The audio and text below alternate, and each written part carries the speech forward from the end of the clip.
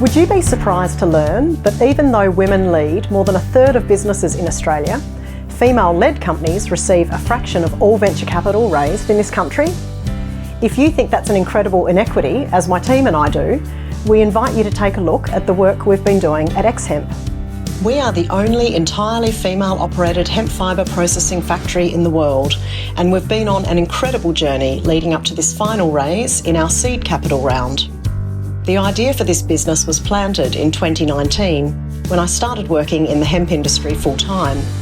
In 2021, I secured $500,000 in pre-seed capital from a network of private lenders, purchased our first processor, hired production staff, and launched the business.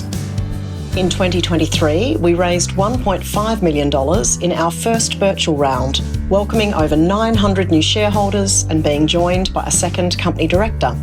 This allowed us to hire a CFO, a bookkeeper, an advisory board, an operations manager, an admin manager, and additional production staff.